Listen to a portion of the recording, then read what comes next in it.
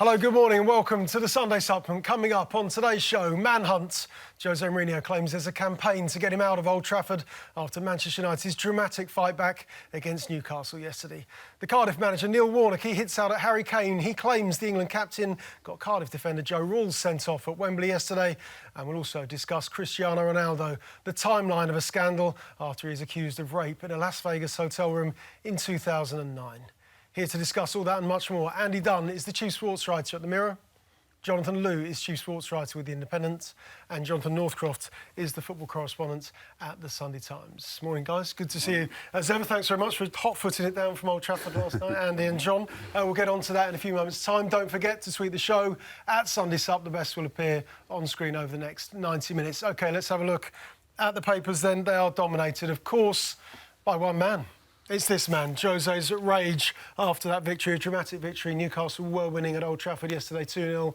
Manchester United coming back, though, to seal a magnificent victory for them. We're coming on to Mourinho straight away this morning. Front page of the Observer's sports section. The defiant one. We'll talk about Mourinho's post-match comments in a few moments' time, and that manhunt, which is in the Sunday Mirror this morning, Andy's paper. Also, this story here, if you can't see it, I'll tell you about it. Villa want Thierry Henry to succeed Steve Bruce, who was sacked earlier on in the week. Thierry Henry, will he really become the next Villa manager? That's the back page of the Mirror this morning. Incredibly, having been told he was getting sacked yesterday morning, Mourinho now told he's staying until Christmas. This is Neil Fizzler's story on the back page of the Express board backing Jose Mourinho this morning. If they do sack him, Steve Bates says it's going to cost £29 million to boot him out. Villa after Henry, that's also on the back of the People this morning. Tom Hopkinson's story, the manhunt on the back of the Star, but also this story, Brendan Rodgers, Celtic manager, on his way back to English football, according to them, as the next Aston Villa manager. We will talk a little bit about Aston Villa later on in the programme. We'll also talk about this man as well, Jadon Sancho. He's in Sam Wallace's column this morning. Meteoric rise for him. He's been named in the England squad for the games against Croatia and Spain, along with Mason Mount and James Maddison. The Sun's goals pull out. Here we go. Empty stands at Wembley. We can tell you a little bit more about that in part 2 of today's programme. Eric Dyer scoring for Tottenham. We'll talk about the rumpus and the rumble with Neil Warnock and Harry Kane as well. And finally, David Walsh's piece this morning in the Sunday Times. This is the notes on a scandal and Cristiano Ronaldo. We'll talk about that timeline and the accusations of rape which have circulated this week, a story which goes back to 2009. We'll talk about Ronaldo in part 3 of today's programme. But part 1, Jose. You were at Old Trafford last night, Andy. Tell us what the mood was. Tell us what the mood was like. We were there, of course, for the game in the Champions League against Valencia in the week. What was the mood like before the game? Because David McDonald's story in your paper in the morning, fairly emphatic. Mourinho gets sacked, whatever the result. What was the mood like at Old Trafford yesterday when you arrived at the stadium? I thought the mood was fairly subdued. The prediction was that after the story that David did about it being the final game for Jose, there would be some sort of outpouring of support for him from the fans when he got into the stadium. Now, he referred to this post-match. Now, that might have been later on, but initially there wasn't. I mean, initially there was no great fanfare for his arrival. His programme notes were remarkably brief. I mean, literally 4 paragraphs of programme notes, and with a thank you for all your support to finish it off. So it was an odd, subdued atmosphere. Of course, not made any less subdued by the fact that Newcastle then proceeded to rip Manchester United apart for the first 10 minutes, scoring 2 goals, could have even scored more. And there was no great... I know Jose, after the game, was saying how great the fans were in supporting the team and getting them back into the game. It was probably only after they got 1 goal back. I mean, during that first half, it wasn't... There was a feeling that this was some sort of endgame. There really was. And then it was only, of course, for the last 20 minutes then, when Juan Mata scores that goal. That's what lifted the crowd. And also what lifted the crowd was they could see the players who, in the first half, I mean, were clueless. I mean, they really were. And also, not only clueless, they looked as though they weren't putting the same sort of shift in that they have done in the previous game, say, against Valencia, even though they didn't win that game. And I think when they saw Pogba geeing up the crowd, I think when they saw Mata geeing up the crowd, they then bought into it. And also, it has to be said, Jose Mourinho was also very visible in that second half on the touchline. Extremely demonstrative. You'll see the back page pictures of him beating the ground with his hand. That was a moment when he was urging Anthony Martial, it was in particular, for more effort. That's your intro this morning. So it was, yes. I'll repeat it in case anyone doesn't read it. So, the many who don't. So that got the whole thing moving. And this idea of a comeback, it stirred the memories of great United comebacks. And also they saw a United side that then were... carefree is probably the wrong word, but they were playing with abandon. They were playing with adventure because they had to. They had Sanchez on the pitch. They had Martial on the pitch. They had Pogba marauding from back to front. You know, they looked like a United side of all. A Cavalier side that wasn't there to start with. So the mood changed. So that mood changed with the comeback. I don't necessarily think there was any particular... Despite what he said, in very quite emotive terms after the game, Jose said how he was humbled by it. How he, as Jose would, he referred to when he won at Anfield once, 4-0. I think it was actually 4-1, but I can't remember. But he said, I won there, and I was amazed the Liverpool fans still supporting their team. He just had to drop that in that he'd done that. And then he said, you know, and I was amazed by and humbled by the United fans, quite rightly so. But I don't necessarily think there was any massive... I've seen bigger shows of support when they're on the road than I have at Old Trafford yesterday. Right.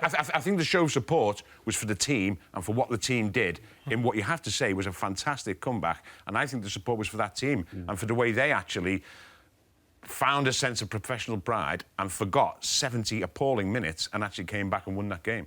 At 2-0 down, John, would Mourinho have lost his job? Was he losing his job at that point? No, I don't think he was. With all respect to Dave's story, in terms of losing his job this weekend, I think I think what it goes to at the heart of is there's a lack of direction and vision at Manchester United. And if something significant did emerge from the chanting yesterday, I actually thought it was the fans singing against the board. I think I haven't heard really that for a while since the green and gold protests. I think Gary Neville's very impassioned words about the lack of soul and direction of the football club coming from the board has resonated with supporters.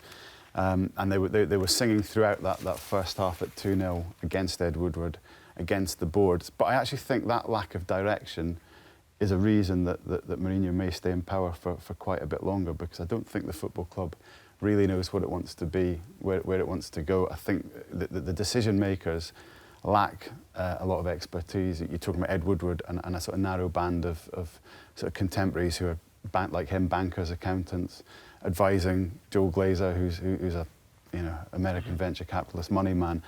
These are the guys making football decisions, as Gary Neville articulated, and I don't think they know what they're after, what they're looking at. So when it comes to Mourinho's future, I think that falls into the category of problems they don't know how to solve. Steve Bates has got a very interesting story about how it would cost 29 million to get rid of him. So I think all of that adds up to the Jose staying in the medium-term future, possibly to the end of the season. I think what yesterday at least showed was that whether the players buy into him or not, there is still the potential there at Manchester United. For the 20 minutes where they looked like Manchester United, the players have still got enough pride to mount the kind of comeback that they did. So this idea that the club's so shattered that Mourinho had to go now, I think might have been disabused yesterday. But as for predicting what they're going to do, it's hard because I don't think they know what they want to do. John, what do you feel about Mourinho's comments when he said after the game that it's a manhunt? This is something he's experienced many things in football, but this is something novel. This is a new experience for him that he's been chased out of town. How do you feel about those comments? I wasn't surprised. I mean, he's always had a little bit of a gift for a soundbite, whether it's specialist in failure or football heritage or whatever. And I think it's quite natural that after a win like this, he would almost, you'd come out on the offensive. Where it doesn't quite ring true for me is how, in the past, he has been very, very happy to put himself front and centre, to turn himself into this kind of messianic, all-encompassing figure at a club. He's not been afraid to go personal. If you look at the way he's treated guys like Wenger, if you look at the way he's treated guys like Benitez in the past, and the way, for example, Eva Carneiro was in many ways hunted out of her job at Chelsea. So when he talks about people going personal, going below the belt, I think it's a little bit rich. Yeah. And the idea, you know, when he says a manhunt, and as if he's been unfairly criticised, well, you know, it's not necessarily a manhunt just because we get footage of him and having a row with Paul Pogba on the training ground, quite an unseemly row on the training ground. It's not a manhunt when he's criticised for having to go his own players, which he's done on several occasions this season, which he actually even couldn't resist last night when he referred to Marcus Rashford and Scott McTominay as being scared. It's not a manhunt when people point out that actually they were probably Wolves were a better team in that game, that maybe Derby actually deserved their win on penalties. It's not a manhunt to say they were abject against West Ham. You know, these are legitimate criticisms, and it's certainly not a manhunt to say the type of football they've been playing is actually the least watchable of say, what we would call the big six clubs. That's a fact until the last 20 minutes. You know, they were poor for 70 minutes yesterday. Well, they were poor for an hour yesterday. I mean, really poor. So that's not... None of that adds up to a manhunt. It adds up to legitimate criticism. And as I think Rio Ferdinand has pointed out this morning, that's in his position. He has to take that. Who he's referring to hunting him, I'm not sure, but it's us. I suspect that's a part of it, whether it's ex-players. You know, it was funny at the game against Valencia, you sort of looked around, you heard Paul Scholes talking about him in such withering terms, and then you looked around the ground, and there was Beckham, and there was Gary Neville, and there was Ryan Giggs. It was like some sort of class of 92 pincer movements, like, you know, let's all be on show here. You know, the camera pans in, the glum face for the camera, the words from Scholes. There was only Nicky Butt, I guess, who had to look quite happy because he's actually an employee of the club. So you did get that impression. Maybe that's what he's referring to as well as us. But a lot of the criticism, most of it, I don't see any that's particularly unjustified. I mean, he was the first manager to come along 2004 and make it all about him. That was his brand. That was exactly his sort of weapon of management. So when it becomes all about him in the bad times, he can't complain. He's set this narrative up for himself, and I just think it's his psychology. It's his way of motivating himself. But surely deep down he must know this criticism is justified, and it's about him because that's what he wants it to be. I do have some sympathy in that sense when we all say, oh, it's always about him, we know it'll be about him, but you know, in mitigation, I would say, you know, we like it to be all about him because he's good for us. You know, I mean, you only have to look at the pages, the headlines. You know, I mean, Ed Woodward is fond of telling his investors in New York about how many social interactions they get. Well, he'll have a record-breaking weekend, I would have thought, to tell Wall Street the next time he speaks to them. So will the Mirror, by the way. Well, yeah, so...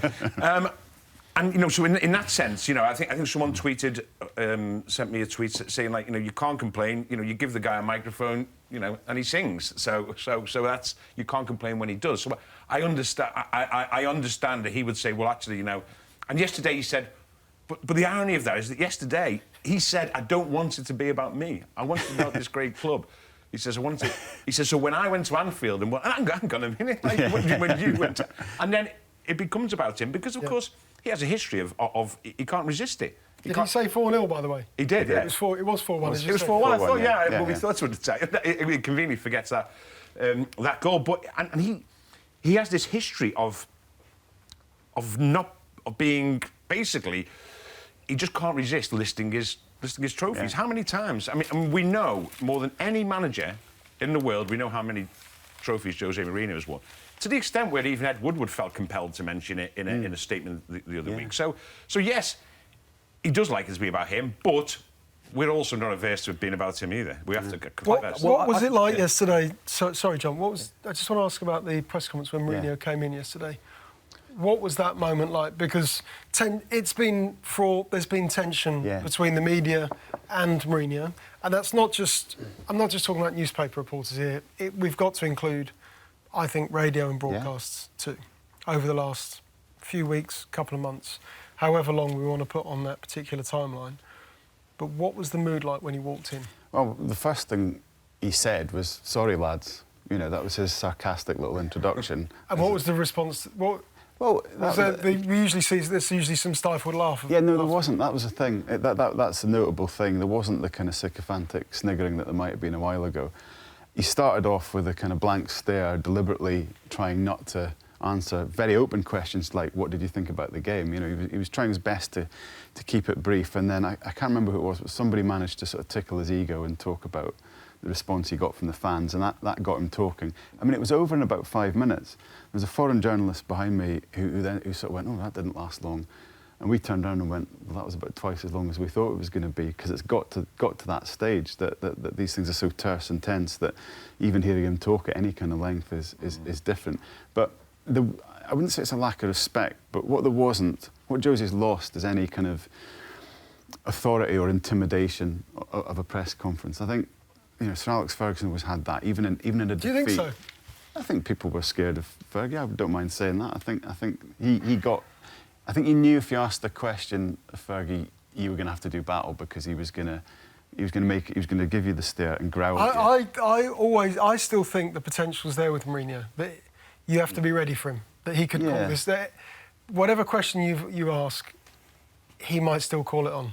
Well, maybe the Manchester lads have all individually had that moment with him already and aren't bothered about it anymore, because they were just, they were firing good questions at him and weren't afraid. And I think there's a sort of feeling of the, I don't know, the king of the press conference room that Guardiola talked about has gone, and he's just a bloke now, and he's just lost that intimidation. Has he? Yeah, I mean, I think what we've seen in the last maybe 18 months, 2 years, is one thing that we never really thought we'd see with Mourinho is that there's been a kind of an element of self-doubt that's crept in. He started tinkering with tactics. He's been experimenting with three at the back. He's been making these kind of wild changes to the team, tinkering with the defence, substitution after 18 minutes, and it all just strikes me as a manager who's sort of seeing which way the tide of the game is going and almost sort of second and third guessing himself a little bit. And that seems to me just to stem from a kind of a lack of confidence in himself.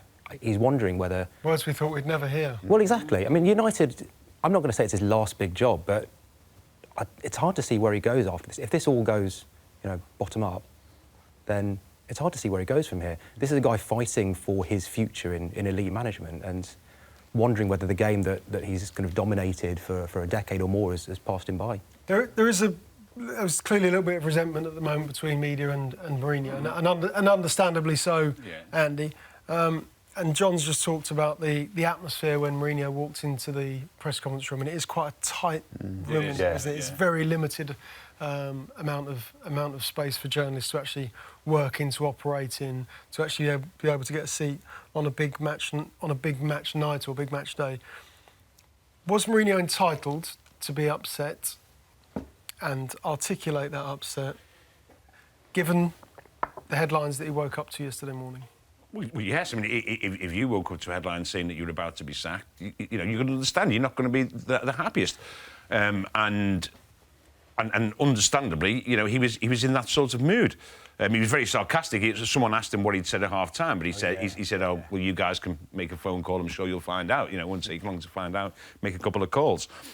I mean, basically just implying that he was also unhappy with the whole culture of leagues, players, wasn't it? Yeah, and also a dig at the players, maybe for leagues coming from them. So that contributed to it. So when he reads stories like he read yesterday, like he's read the day before, like he's read on many days this season, he will know. He is the type of character who'll want to know where they've come from. He'll have found out, and that adds to that dark mood, which he had. I mean, it's a shame because we all remember, when a Jose Mourinho press conference was not exactly knockabout, but it was fun. It was engaging, incredibly engaging. Let's think back to the very initial one all those years back. He was an incredibly engaging character, and he may well be able to be that again. So, John, should the industry? We've all been in positions before where we've written stories when a manager is under the hammer, when we believe that he is about to be sacked or he's close to being sacked. Should we have more responsibility when we write those stories? Should we take more responsibility? Of course. Should we take more care? And I'm not just talking about before David gets upset with me at the Mirror. I'm not talking about that story in isolation. I'm talking about every story that appears saying so-and-so ex-manager's got 1 game to save his job, 2 games to save his job, decision at the international break. As an industry, should we behave more responsibly? I think we have to take responsibility 100% for everything we write. The difficulty sometimes comes when, you're asked to justify it, and you know, for legal reasons or because you're protecting a source, you can't. So sometimes that can make a journalist look like they're hiding something, and you know, sometimes you want to be able to talk more openly about where information's come from to justify yourself. Pretty sure David sourced that properly and would have treated that with the utmost responsibility. So I don't think it's about that story, but I've got no problem generally when managers or if punters come after you on Twitter. I've got no problem with that, because we are the guys that get to have a say. We're the guys that get the bylines. We're the ones that get to put our thoughts in or information in newspapers, and I think a lot of people want to have an answer back to that. So no problem with that whatsoever. And no problem with Jose using it as motivation. That's up to him. I just think it's dangerous when a manager gets too obsessed by it, for sure. But yeah, I think everything you write, you should be able to. You always have to think to yourself, could I stand up in court and justify where this came from? I mean, that should be a measure, I guess. One thing worth noting, I think there's a fixation on managers in general in this country, considering that the way the game's going, that their power and their actual power in the club is reducing. You've got directors of football and chief executives and whatever, but we still kind of remain fixated on the manager as this sort of messianic figurehead. I mean, we've been talking about Mourinho for 15 minutes, and we could mention Pogba, we could mention Alexis Sanchez and Martial. We barely mentioned the substitution after 18 minutes. Well, exactly. Danny mentioned it in passing. Yeah, and I think that's something maybe you don't get as much in like Spain or Germany, where the focus tends to be on the players. I think we in the media, and I suppose we're all guilty of this slightly, is we do tend to fixate on what the manager said, what their personality is, rather than always what they've done on the pitch. Yeah. We also know the manager will always speak as well, which I think is a bit different to players in mixed zones when we stand around for 15, 20 minutes, half an hour, 35, 45 minutes. We don't know whether or not they'll talk. I think United don't help Jose by... They've got this weird policy of sort of 6-7 minute press conferences and quite often cut him off in his prime.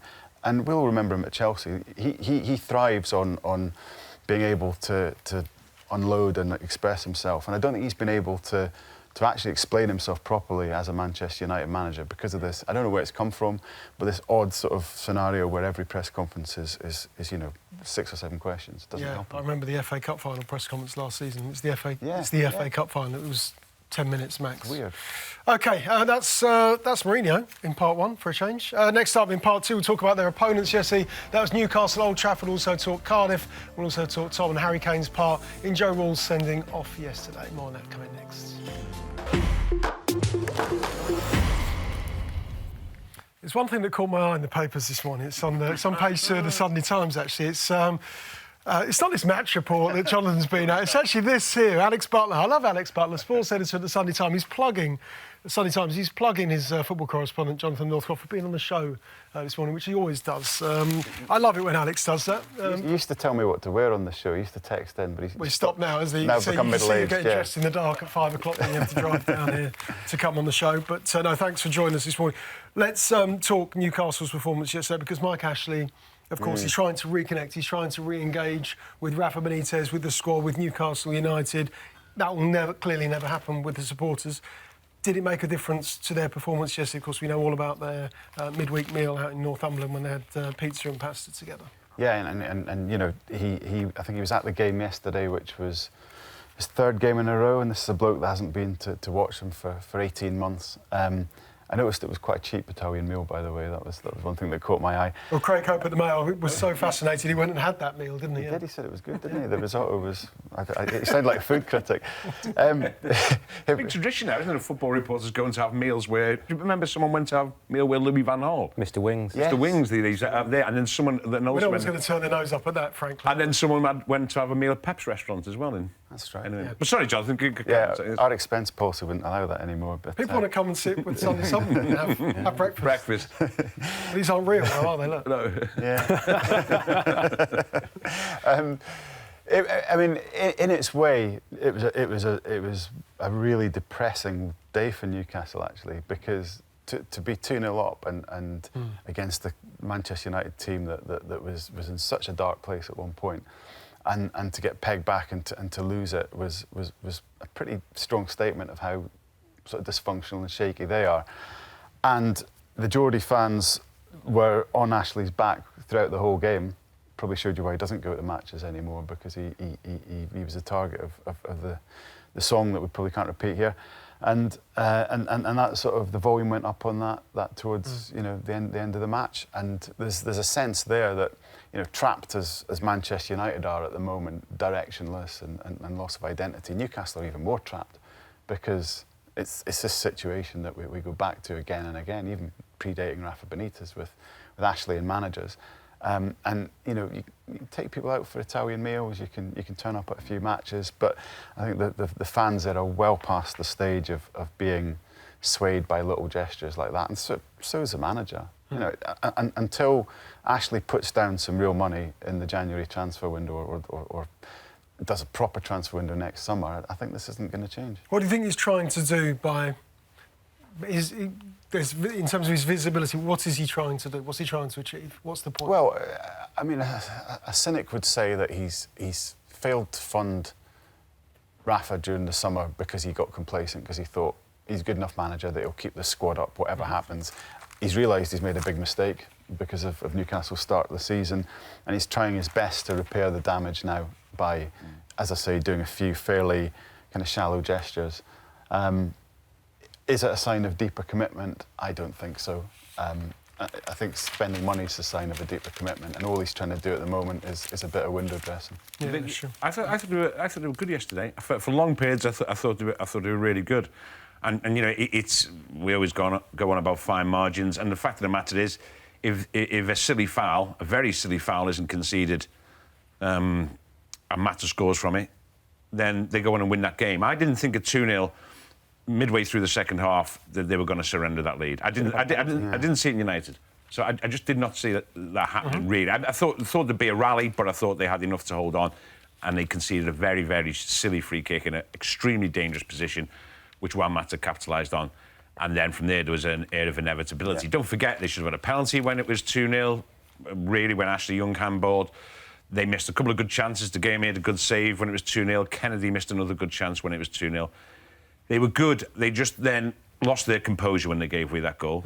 But what it should show Mike Ashley is that actually that squad isn't far off being a squad that could be competitive in the middle of the table if he goes out and spends money in the transfer window. If they can find, identify and fund the transfer of players in the transfer window, that, to me, looked like a squad that could be competitive in the middle of the table. You know, the difference clearly, it was plain obvious that United brought on their calibre of substitutes. And when, you know, Atsu and Joselu come on for Newcastle, and Murphy, that isn't the same as bringing Sanchez, Fellaini and Juan Mata on. Sure, OK. Newcastle still without win in the Premier League. We want to talk about another team still without another win. Just for the avoidance of any doubt, there's one thing missing from this picture, actually, of Lucas Moura being upended by Joe Ralls yesterday, in case Neil Warnock isn't sure what it is. And, well, it's the ball. Over there by camera 3, the ball. Yeah. Jonathan, you've seen that challenge. Well, I don't know, how do you describe it? Is it a challenge? Is it a foul? Is it a tackle? What exactly was it? It was an assault. I think if there's no ball involved, then it's almost kind of like a wrestling move. So I mean, Lucas sort of punched the ball up the pitch.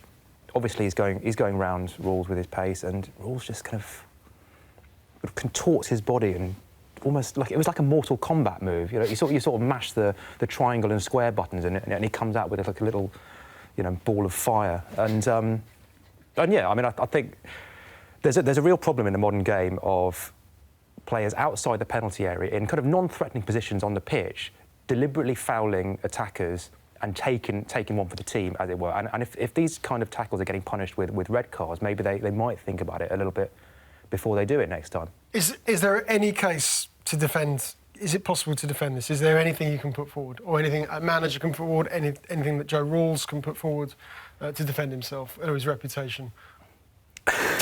I mean, I'm just asking you to come up with another argument. That's all. Not for what you really believe in, or your sincerity, or your commitment to it. If he is going for the ball, then he's really bad at his job. So, I mean, that's probably his only defence. His only defence is that he's really incompetent. That's all I can think of. Sorry, Joe. Neil Warnock was very critical of Harry Kane for his role in this because he went over and he does and grabbed him by the lapels, sort of type thing. Yes, he does. What do you feel about Kane's involvement in that? I mean, was Kane entitled to this? I think if you see your colleague and friend, being put in that sort of physical danger, I think it's probably an automatic reaction. Kane was booked, I assume, for his reaction. Was, yeah. I think it's perfectly understandable. I don't think he's going there to get him sent off. I don't think he needs to draw attention to the fact that it was a heinous challenge. I mean, what I'm intrigued with is what Jonathan says there about this taking one for the team, the reducer. That's always been a part of football. Now, in a sense, it shouldn't be always a part of football. But will Neil Warnock tell his team, they're playing elite teams here, Cardiff City. They're not going to compete with them in a football sense. They're not going to compete with them in an attacking sense. They're not going to compete with them with their fluidity. So there has to be a part of the game. You can't expect just teams to, wave through the Tottenhams, the Man Cities of this world. I think that's what Neil Warnock's trying to say. But having said that, there is a fine line between doing it legally and illegally. And of course, Cardiff do have a little bit of form on this. Remember, they have. Warnock has crossed swords with Guardiola about the Cardiff City's treatment of his players in a couple of games. So there is a fine line, but I think the physical approach, you can't say they're not allowed to do that, but when it endangers people, that's when referees have to take action, send people off, put down a marker that this won't be tolerated. But if it's nothing new. Mm-hmm. I mean, it's nothing new. Only that when it happened in the past, and we see, grainy videos of Graham Souness doing this, or Jimmy Case or Steve McMahon, we get all misty-eyed about it. We reminisce about it. Oh, it's not like it was in the old days. And then when something comes along, we say, oh, this is dreadful. But, it's always been a part. It's just that now I think, particularly with the game being, there's no debating that players are more athletic, they're more powerful. Mm-hmm. Hence, those type of challenges become more dangerous than they were in the past. Mm. Yeah, I think it adds to the sense that Cardiff are just playing football that's out of step with the Premier League. It looked like a kind of old-fashioned kind of Parks challenge, and it's not the first time we've seen this. They tried to combat Manchester City with I wouldn't even say rudimentary tactics. Like a cultural approach. Horrendous. Yeah. And it's not a good look. It's not a good look. Desperate team, I think, technically out of its depth at the moment. No. And I think Rolls was an expression of that. Yeah, OK. Well, it was a gritty win. I think that Neil Warnock describing it yesterday. It's not every day you see Tottenham trying to keep the ball by the corner flag for the last few minutes against 10 men Cardiff at Wembley, and that's fair enough. We were treated, though, on Wednesday evening to a masterclass by Lionel Messi. In terms of that performance from the little master, how good was it? How electrifying? And where does it compare with some of his other great performances in the Barcelona shirt? Well, I've got colleagues from The Independent who were there and say it was possibly his second best performance after the 2011 Champions League final, also at Wembley. I thought it was all right. It was a very good performance. The trouble with assessing Messi is that he is so violently shifted the parameters of what we know he's capable of, that when he puts in a performance like that, it's almost as if, he does that. He's just doing his job. I thought he was excellent. I thought he was really good. But if you were going to set up a team that Messi could do that against, then maybe it would be Pochettino's Tottenham, and that play a high line, that do give you a little bit of space in the opposition half, and sort of the way that Tottenham kind of capitulated in the final few minutes. You could have put a little bit of a sheen on that. I thought it was a brilliant performance, but I've seen him play better. Mm. Well, Jonathan mentions if there's ever a team to allow Messi to, that would be Pochettino's Tottenham. You could also say Arsene Wenger's Arsenal. Yeah. I remember in 2010, when he scored all four in the Nou Camp, and it was an absolute honour to be there. Nicholas Bentner actually scored first for Arsenal. I was there, and I think it was the first 2-2. It was, I think it was. And then Bentner gave us some likely hope, and then Messi, who would have been 2010, 22 then. And I mean, the four goals. It was just an astonishing virtuoso display.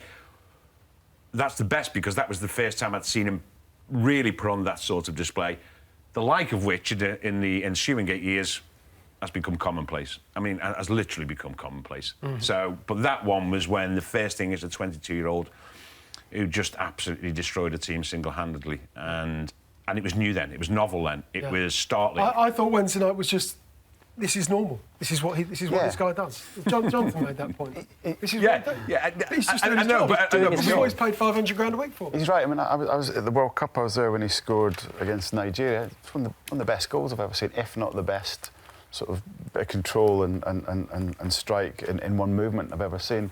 I think Messi's played the best pass I've ever seen in my life, which was 2014 World Cup against Belgium. Extraordinary pass to put Di Maria through, and he does just sort of change our expectations, and I don't know how he actually exceeds our expectations, because we know he's capable of anything. But he did. It was getting silly at one point when he kept hitting the post. Yeah, the thing is, we enjoy watching him play. That's the main thing, isn't it? We marvel at him. Let's talk Thierry Henry and Aston Villa. Linked with the job this morning, so is Brendan Rodgers. Let's talk Henry first. Is Henry the obvious, a natural target for Aston Villa to take over as their manager? It's an intriguing one, isn't it? Firstly, because of the aura that he brings, and if you listen to guys that have played with him, that have played under him, even as an assistant coach at Belgium, he kind of steals the show. At the World Cup, all the Belgian players are getting, oh, what's it like working with Thierry Henry? These guys are like established Premier League players, world-class stars. So he brings that first and foremost. What I think he would also bring to Villa, if he does get the job, is I think under Steve Bruce over the last few months, they've sort of been lacking a kind of a tactical plan, an idea, essentially. They've relied on kind of moments of brilliance, and what Henry has been so, I suppose, his forte in his coaching career is on those little minute adjustments to in the final third that get strikers, turn them from 5-goal strikers to 15-goal strikers. And if he can do that with Villa, then it'd be exciting to watch. Yeah, bit of a change up, bit of a change of gear in terms of a guy who's got huge experience at Championship level of getting clubs promoted into the Premier League. This would be something very, very different. This is a completely different idea. It would. I mean, I think there's a couple of things about you've got to look at. They've got Christian Purslow now running the show, who thinks quite big. People remember him from Liverpool. I think also there's an element of being influenced by what's happened with Frank Lampard going to Derby and doing so well, with Steven Gerrard beginning his coaching career. There's a feeling that it's time for that generation, and Henry's very much part of that. And the impact of a sort of stellar name coupled with coaching intelligence is being seen at those clubs, and maybe that's what Villa are looking for. And also looking at Bielsa at Leeds, and I just think that the whole bar has been raised in the Championship as to what needs to be in a Championship manager. I think this idea, that is often said that, it's great to have someone with Championship experience, people who know what it's like to get out of the Championship, people know what it's like, the demands of the Championship. It's football. It's football. The Championship is no more unique than the Premier League, no more unique than League One or League Two, or the Vanarama, whatever it may be down the pyramid. It's a game of football, and I think we build up some sort of idea that the Championship has its own special demands, and you need to have experience of them to be successful in it. I think that's just. I think it's wrong. It is just at the moment very good quality football in a lot of the Championship. And managers are going in. I'm sure Frank Lampard will do a fine job at Derby. He's doing OK at the moment. Say Bielsa's doing well at Leeds, and the idea that you have to have a photo fit Championship manager, a Neil Warnock or something like that, I just think is wrong. Thierry is a big football man, big football character, and I think it'd be a great appointment. Yeah, let's see if Aston Villa do go ahead and appoint the former Arsenal striker Thierry Henry. OK, next up, part 3. Got to talk about this story. It's notes on a scandal and Cristiano Ronaldo. More on that next.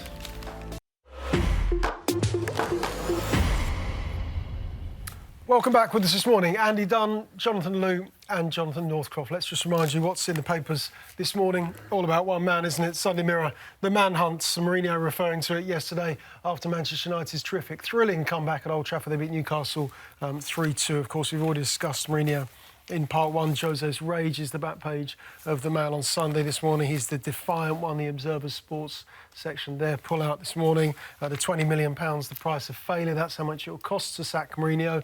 Villa offering Thierry Henry the job as their manager. That's Tom Hopkinson's story in the People this morning, the Sunday Express. The board backing Mourinho after that United comeback. He's going to be in charge until Christmas, according to them. The Star with that manhunt headline as well. But also, they say it's not Thierry Henry, it's Brendan Rodgers who's going to get to the Aston Villa job.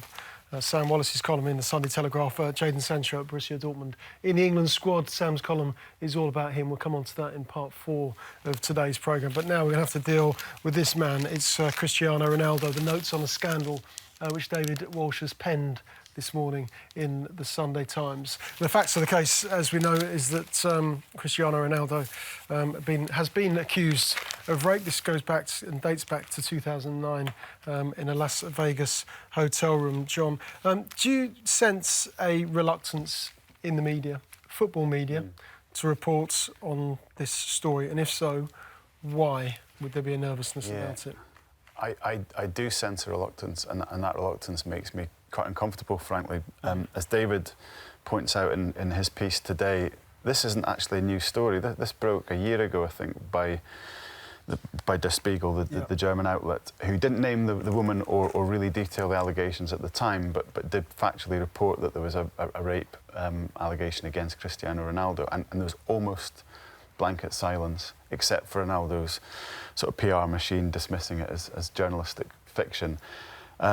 And then, fast forward a couple of weeks ago when Der Spiegel published 9,000 words with documentary evidence and facts to back up this story, naming the woman with words from her as well. The reaction's been pretty muted. I think your paper reported it on the front page on the Saturday morning. I think we did a little bit about it, not enough last weekend, and I'm glad that David's reported it this week. I'm confused as to why this isn't front page story everywhere. Ronaldo's one of the biggest icons, not just in sport, in the world. If this was an actor, I think there'd be far bigger play for this story.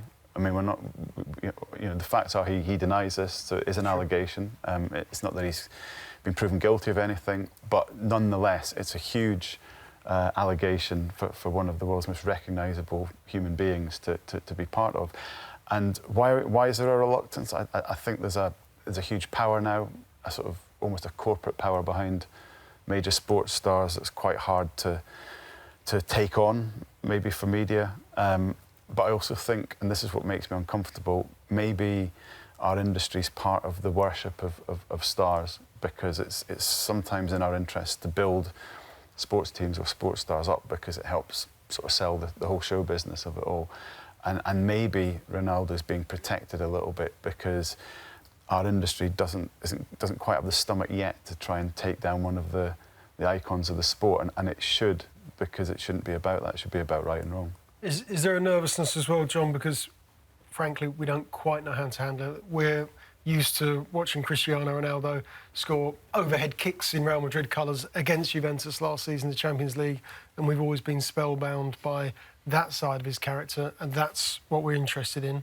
And then this is clearly something very, very different. Yeah, I mean, what Johnny sees as a reluctance, I think there is a reluctance, but I'm kind of more heartened than that by he is. This is one of those stories, and it's not a football story, really. It's a human story, and you have to treat these stories with a sensitivity and a maturity that I really don't think is best served by rushing in with ill-informed speculation, ill-informed comment, wild kind of salacious gossip. That is what sells a lot of papers, and it's understandable that people want gruesome details. They want sort of sweeping generalisations, and I think there's a woman at the heart of this who has reported this extremely serious allegation, and I think we owe it to her above all to treat it, to be grown up about it. And I do get the point about, look, these are big stars, but the media is absolutely fantastic at tearing down big stars when they set their mind to it. I think in a case as sensitive as this, I really hope that we can just be slightly more I slightly grown up about this, and stick to the facts, because that's basically what good reporting should be about, rather than kind of ill-informed gossip.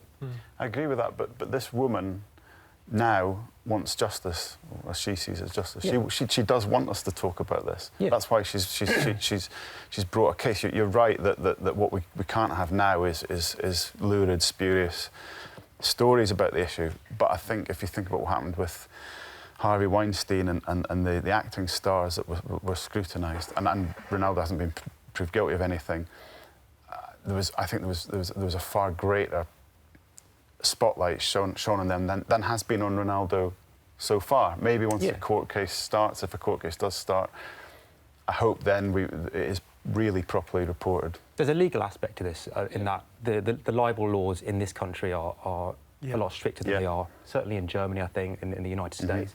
So there's a natural caution there.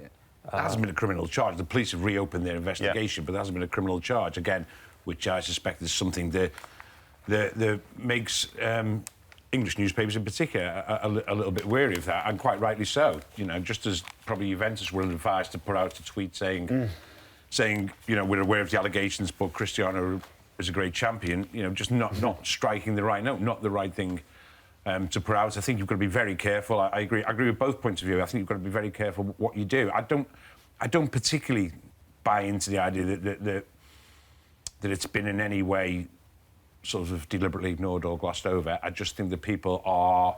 I think it looks like quite a complicated case. The newspapers are very wary of basically falling foul of the libel laws of the legal situation. Sure. Should he still be playing? He's playing for Juventus, scored yesterday. Not being picked by the Portugal national team certainly until the end of the year, but for reasons unknown. Should he still be playing? I think the optics given of it, the gravity of the allegations. Yeah. Legally, obviously, he's free to play. He's, you know, Juventus are his employers, and so that's not the issue here. I think the optics of this aren't great, and I thought what Juventus tweeted in support of him was pretty disgraceful, to be honest. Fine if you want to back your man, if you want to do that, then fine. But can refer to the 10 years ago, I thought that was pretty low. There's obviously a financial element at work here. They paid huge amounts of money for Ronaldo, and they want him to perform on the pitch. But I think the PR element of this and the way it looks is it's having a big effect on their share price as well. I think it's just not a great look for them. I think he has to play because, you know, it's innocent until proven guilty. There's not even at the moment a charge been laid, as Dunny said. I think he's got to play. But as John touches on, what can't happen is that the Ronaldo narrative just continues, and, you know, Juventus are trying to basically tweet what a great professional is. He trains really well, blah blah blah. Well, that's not the time to be pumping up the brand again. That's not the time to trumpet it. You know, he probably needs to play on a personal level to sort of keep himself. I guess, you know, I don't know, mentally, that's probably what he feels he needs at the moment. But we should, I don't know, when you report on a Juventus game, do you mention this all the time? I don't know. It's a really difficult question. What you can't do is just sort of carry on as if there's absolutely nothing in the backdrop. No, sure. OK, we must stress, of course, that these are allegations that Cristiano strenuously denies and says that he will take his own action as well. OK, next up, we're going to go back to football talk about the England squad. Jadon Sancho is in that squad along with Mason Mount and James Morrison. More on that next.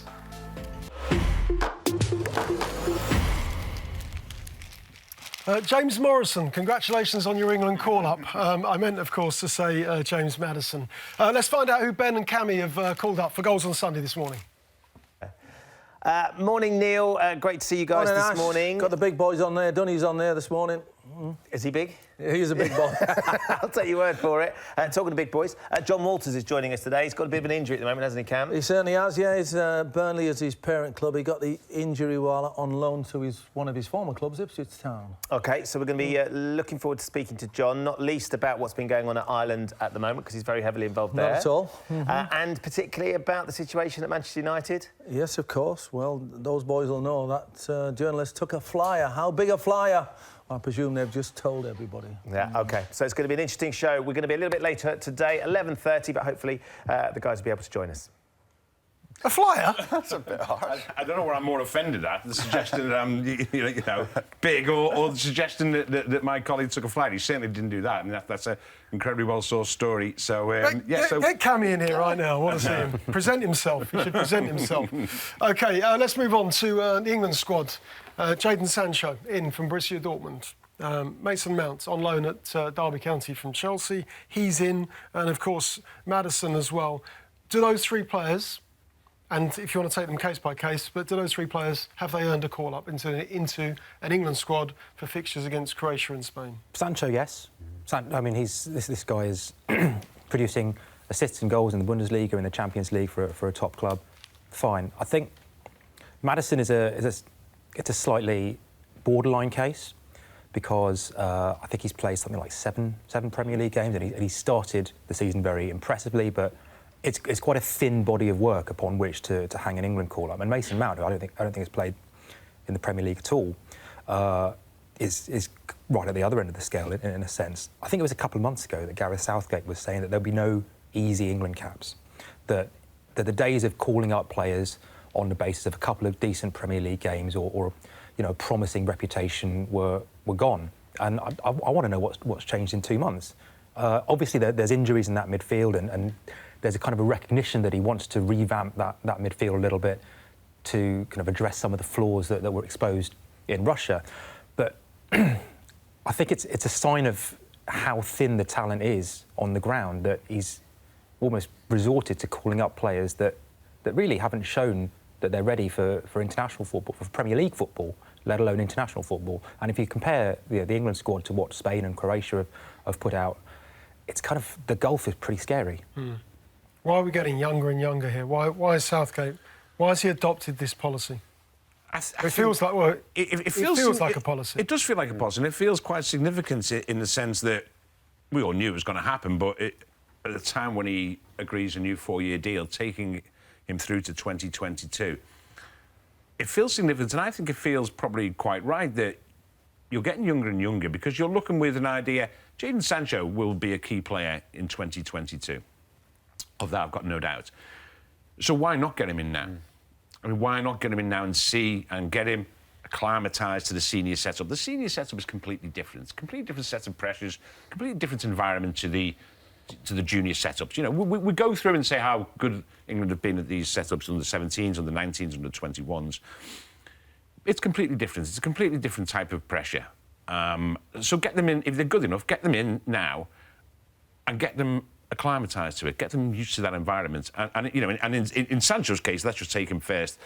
You know, thoroughly deserves the call-up. I didn't think he would. I really didn't, because in our last press conference with Gareth before this one, when kept asking him about Foden, about Sancho, the idea was, well, you expect me to pick these guys who are only coming on as substitutes now and again. You know, Sancho hasn't had that many starts for Borussia Dortmund. He got another assist, by the way, yesterday. Yeah. He started yesterday. Another great comeback by Dortmund against Augsburg, 4-3, and Sancho another crucial assist. But he hasn't started that many games. But to have that sort of impact for such a major club and to have basically the backbone to go and do that and go and play for Borussia Dortmund, I think he's earned it. And in Mount and Maddison's case, I don't see the harm really in. I know he said about no cheap England caps, but I don't see the harm in these games of getting him in. We've got 2 friendlies in November against. No, one's a Nations League game, isn't it? And one's against the USA. Yeah. I don't see any harm now in getting them in. We know that area of midfield is an absolute key area that needs to be improved. That much is, England got to the semi-finals of the World Cup without having anything like a dynamic, creative central midfielder. So let's have a look at these people now. And I do think when you go about the youth, it's because Southgate is definitely looking ahead, not just at 2020, at 2022. And we also know, I think it's a fact, that Southgate is comfortable working with young players, young players that he can mould, young players that he can get his ideas across. I think it's a generalisation, but he seems more comfortable working with young players than he does with a seasoned professional like someone like Joe Hart, for example, Yeah. no way back in. Because people talking about Joe Hart as being, he's one of the best 4 goalkeepers in the Premier League this season. And if that's correct, then he should be in the England squad. Well, But you're implying that because of his senior status in the squad... because of the Southgate can't dynamic he's handle trying to build up in the squad. But I think because of what he feels is the best balance of youth and a little bit of experience, you know, he wants the senior players to be players like Harry Kane, who actually in age-wise aren't that senior. He wants this youthful exuberance that we saw in the World Cup with the likes of Rashford and Lingard and what they bring to the camp. I don't think he wants a sort of... not a weariness, but we've been there, done it, you know, he sort of wants people who aren't tainted definitely by previous tournaments, for example, you know, Euro 2016 and stuff like that. He wants almost a fresh start for the 4-year challenge now that he's set himself. Yeah. There's definitely policy going on here. I mean, Joe Hart on merit probably could be in. Daniel Sturridge, I would say, you know, in terms of a talent, somebody that's back in good shape and form. England, you know, probably should be biting the hand off to get him into Why the wouldn't squad. Sturridge, beautiful goal, an absolute peach last weekend. I'd have him in the team against Chelsea. Why would Southgate overlook him? I don't understand that one. I'd actually have him in the team. I think on form, he's slightly different player to Kane. But if you're looking at a 9 and a 10, you want Sterling in that mix as well. But those are 3 incredible talents, and I think England, you know, given that Daniel Sturridge is in the best moment he's been for 4 years, this should be a time to get him back in the England squad. That doesn't mean I would object to Sancho. I mean, he's the top assists maker in Europe. You know, whatever his age, he should be in on merit. I'd say the same for Maddison, who's had a great start. The Mount one's odd because I was at the last under-21 game and he was actually a sub for the under-21s. Brilliant talent. I mean, brilliant talent. But has he done quite enough yet? And then there's, I think, Chalobah. We haven't spoken about Chalobah. Chalobah's quite an unusual selection. And that's the thing, that's a selection that, to me, said this is a policy. This is Gareth's policy of what have you done for the development teams, for the 21s, the 19s, the 17s, and if you've done well for them, then you get in the squad. I mean, generally, it's serving England really, really well. With this particular squad, I think you've also got to reward merit.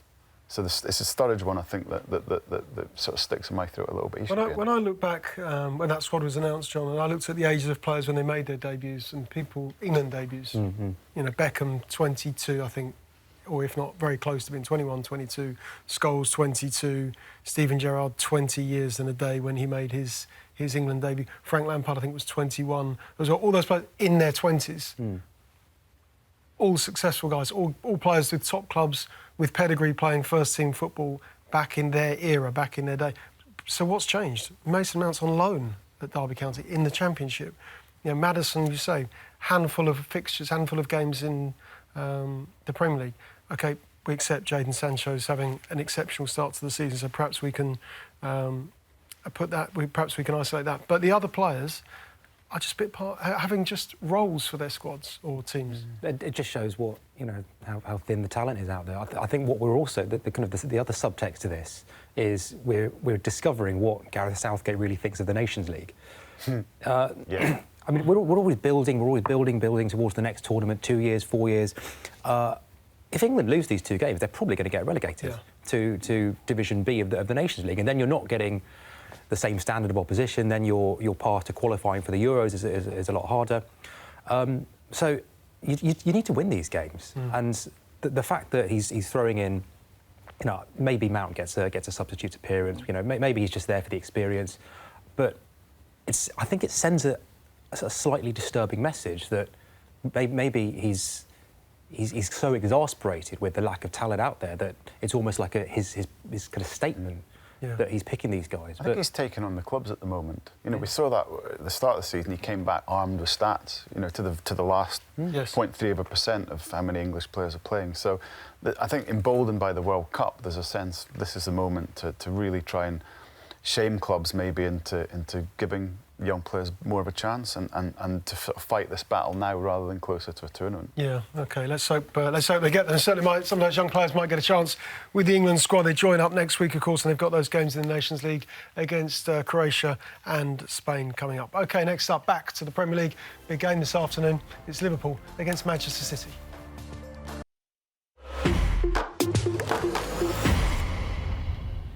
Welcome back. Huge game then at Anfield this afternoon. Brilliantly sourced piece in the Sunday Times this morning by John. Oh, Jonathan's here. Klopp, the secrets of the revolution. Forget Salah, Mane and Firmino. Liverpool's the top three executives. Klopp, Mike Gordon at FSG and Michael Edwards, who also works at Liverpool. Talk us through this piece, the idea behind it, because it's actually fascinating in terms of the sequence of events leading up to Klopp's appointment, succeeding Brendan Rodgers. And if I'm not mistaken, it looks to me, reading from this, that Jurgen Klopp was probably lined up before they sacked Brendan Rodgers. I think he was actually identified 2012 maybe, and that's probably the ground zero of if you want to use that horrible word, the project, the Liverpool project. But that's a point where Mike Gordon, who's the FSG president, who now really runs Liverpool on a daily basis, he was seconded, or he was put there by John Henry and Tom Werner. You go and run this. The first 2 years for them had been a bit difficult. Maybe they were coming to terms with the football business. Mike Gordon's an incredibly bright guy who really gets it, very much a people person as well. And he came in to take charge of Liverpool. One of his first key decisions was to put Michael Edwards in charge of the whole football operation. Young guy, very bright, very sort of forthright, strong in his opinions. Edwards assembles the scouting team, brings in a sort of inventive use of stats, but it's about a lot more than that, even though there's an image that's what Liverpool are only about. And then they put the same research into getting managers as players, and you know, to the extent that Edwards has been sat in hotels, sort of observing, you know, incognito, observing potential managerial candidates to see what they are in their off time. You know, how they behave and all that kind of stuff. And Klopp was somebody they probably wanted in 2012, but weren't ready to get as a club. And Brendan Rodgers' problem, one of his problems, he just didn't buy into this model of having a director of football, of having a kind of group approach to things like recruitment, whereas Klopp very much did. So among Klopp's many other charms was the fact he'd worked so well at Dortmund with Hans-Joachim Watzke and Michael Zorc, the two executives there, in building a club. And I think what's interesting is we see Klopp as this great sort of spontaneous, you know, off the cuff, it's all fun figure. A lot of work goes into what he does, and there's been a lot of work that's gone into getting Liverpool to this point. And I would contrast that strongly with the kind of directionless nature of Manchester United at the moment. Yeah. Time of these pieces is always crucial, because all of a sudden Liverpool go into this game. You think about their recent run of results, the defeat against Napoli in the Champions League last weekend. OK, positive point against Chelsea, I think, with that Sturridge goal. But then before that, in the Carabao Cup against Chelsea, defeat against Chelsea. One or two murmurings of discontent about Jurgen Klopp. Are you surprised about it? Well, man, certainly surprised. Mental. Yeah, I mean, I think the main hit on Liverpool this season is that, as well as they've defended, they haven't quite hit the kind of the striking levels of intensity that they managed in the big games last season. Did on the opening day, didn't they? OK, it's going back to August, but West Ham on the opening day, wasn't it? Yeah, and yeah, they were brilliant against Spurs at Wembley, but I think it's three without a win, and I don't know. Liverpool's, it's just one of those clubs where, well, once one or two things go wrong, people start to get slightly uneasy about it. And I think this game could really come at a good time for them, because they haven't quite hit the heights in sort of the last few weeks. But there's something about playing these big games, especially at Anfield, especially against Guardiola's City, that might just bring a different pitch out of them. We certainly saw that last season, didn't we, Danny? Particularly in the Champions League. They wiped the floor with Man City, didn't they? Yeah, they did a number on them. Absolutely, they've got a great record against them at Anfield, and a great record at Anfield, full stop. I haven't said that Manchester City have got a great record away from home in any game. I think probably the defeat at Anfield is probably one of the few, if the only loss last season.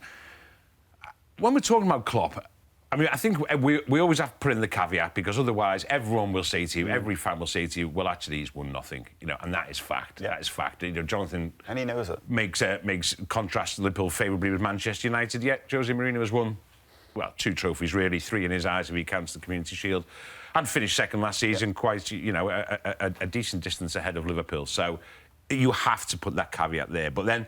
It's almost 3 years. I think it's probably coming up to 3 years exactly. Is it since Klopp took over? 3 years that on Monday. 0-0 3 years against on Monday, Spurs at White Hart Lane, and the transformational effect he's had in those 3 years. OK, they've won nothing, but that team, that squad, that club is completely different than it was when he took over. I saw the team that day. I was at that game against Spurs at White Hart Lane, and basically it was a team that, you know, basically were just... He got energy out of them. He got them running to ridiculous levels. I remember, I think it was Adam Lallana came off that pitch as though like he just run a marathon. I think they wrapped him in foil, didn't they? And like, you know, like you do when someone sort of jelly-legged stumbles across the finishing line in a marathon. But that was all he could get out of them. That team now... Whereas if you contrast that with Manchester City, now Guardiola clearly has had also a transformational effect. However, there is still a spine, there is still a core of that team that is absolutely crucial to City's current success and City's success last season. It's Sergio Aguero, it's David Silva, it's Fernandinho, it's Vincent Kompany. Oh, not his team. Now they... Well, I mean, listen, he was... I mean, arguably, as Aguero and Fernandinho, and I know David Silva didn't play as much last season, but arguably they were as important as anyone. Certainly as important as Leroy Sané, as important as Kevin De Bruyne. Well, I would suggest Aguero is. I would also suggest Fernandinho is. So basically, the scale of the job that Klopp had to do in transforming Liverpool into a vibrant, attacking team that is capable of winning trophies, not yet, but, you know, you would expect them to win something this season. If they don't, then the questions will be asked. The scale of what he had to transform, I think, was greater than what Guardiola had to do. And I think he's done that. I think it is clear now, it goes without saying almost, that this is the season when he has to produce some material reward for the type of football they're playing. And if he doesn't, because this is the accusation that, you know, Pochettino, we can love, the football's great. Well, it's only for his own legacy in a way. In a way, it's not absolutely... You know, if he doesn't, it's not a question of him having to move on or anything like that. You know, playing the type of football they play, getting to a final like they got last year, producing the attacking style they have with the players they have, I mean, that buys you a lot of credit. That buys you a lot of credit just because you don't happen to win the AFL Cup. It doesn't mean, you know, it's been a disaster. I think the modern game has moved on just a little in the... Now, the reward you can get, the credit in the bank you can get for playing a style of football that Liverpool are playing is quite high. It's not necessarily more, if you don't win silverware, you're a failure. Pep goes into this game, he says, with only one way to play, we don't defend, we attack, that they're flamboyant, they're extravagant when they go forward. Will they stick to those principles this afternoon? Yeah, I mean, that's a fascinating thing. Surely when you've been beaten 3 times in a row, pretty much the same way, you do try and do something different. But then if you're Pep Guardiola, the ultimate sort of believer in the sort of purism of what you do, then perhaps you don't. I mean, for me, the question, I think what makes Klopp the sort of kryptonite, as people have said, to Guardiola, is if there's a flaw in Guardiola's way in Manchester City, and it was his flaw at Bayern, it's so finely detailed that when they let emotion take over, they can get really knocked off their stride and they can lose 1, 2, 3 goals quickly.